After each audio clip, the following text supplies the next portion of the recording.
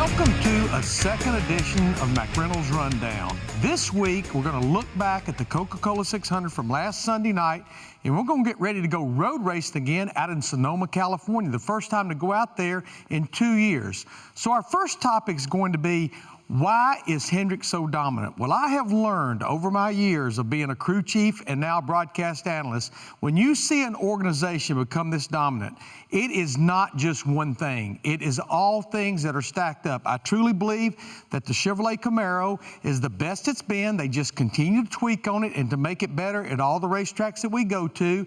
I think another thing that has made a difference with Chevrolet, which is certainly transferred over to Hendrick Motorsports, is the merging of ECR engines and Hendrick Motorsports engines. Once a man said, there's no one smarter than all of us working together, and I think last year when they decided to merge those two Chevrolet engine companies, I think that has made a difference for all Chevrolets. But I truly believe we saw this coming with Hendrick Motorsports the end of last year, with Chase Elliott winning those 4 races in the final third of the year, winning 3 of the last 5 races, and then going on to win the championship. So we saw it starting at the end of 2020. One other thing, and I know there's no one person walking around that has a magic wand in their back pocket, but I think Chad Knaus now, overseeing the entire operation as competition director, I think that has made a difference as well. So again, not just one thing, I think it's all things, and they are really working well together right now. So after 15 races, 4 second-place finishes, and 2 wins, is Kyle Larson the favorite to win the championship? Well, I don't know right now if I would bet against any Hendrick driver when you look at the way they're performing. They have 6 wins. All 4 drivers have been to victory lane. They're all locked in the playoffs. But certainly Cliff Daniels, Kyle Larson in that 5 car with 2 wins, 4 second-place finishes, I would not count them out because right now they don't seem to have a weakness. 15 races, they've already led over 1,000 laps, but it's still early.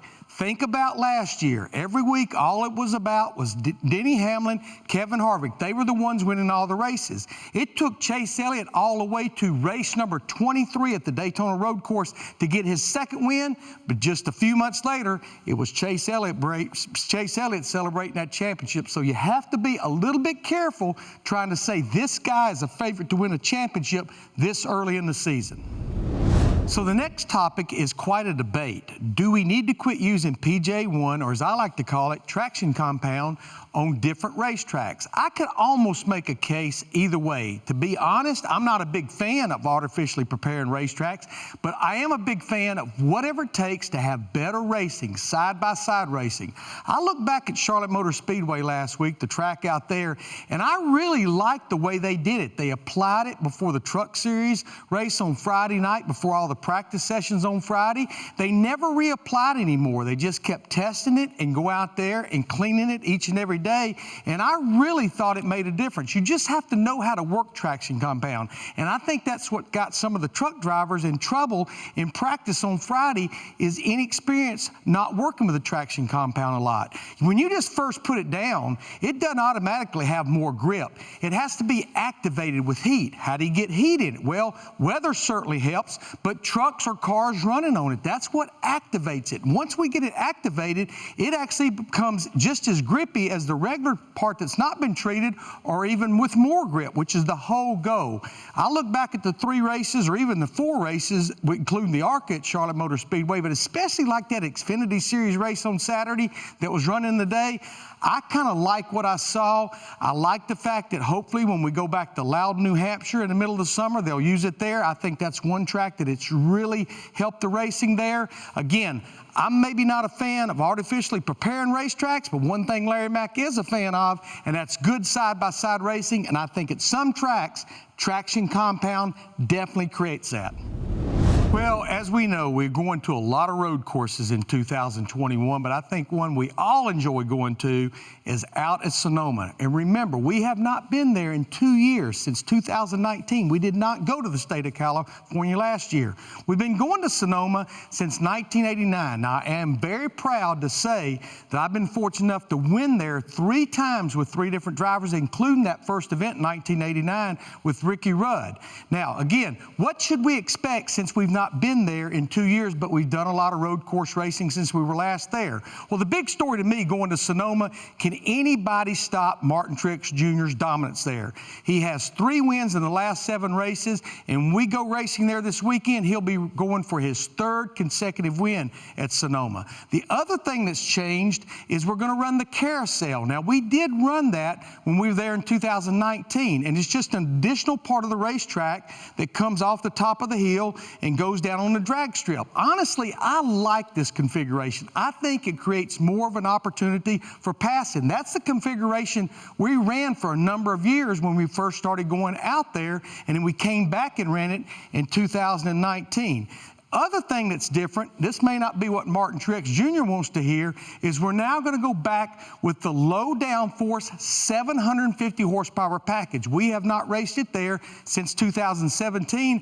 I personally think that's going to help the racing. The other thing to always look for when we go road course racing, but especially at Sonoma, is how a team and how a driver works the stages. It's very hard to try to score stage points and win a stage and win the race. I don't know if Martin Truex Jr. has even scored a stage point there the last 2 times we've raced there, but they did what they had to do to win the race, and that's pitting before the stage ends. So one thing about it, when we go to Sonoma, we don't have to worry about weather, and I sure am glad that we're going back for the first time in 2 years.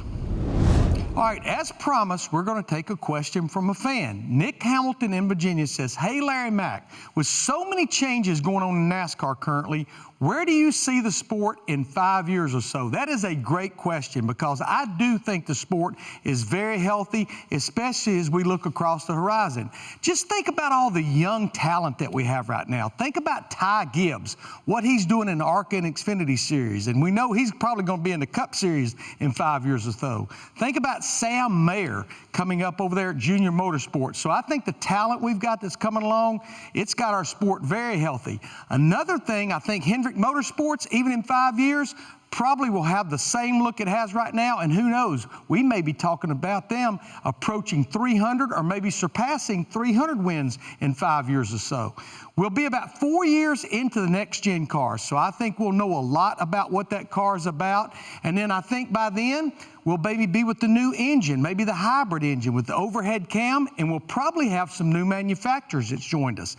I think also we'll see some new tracks, maybe even some street courses. So I think it's exciting, maybe the changes we'll see over the next 4 or 5 years as we move forward.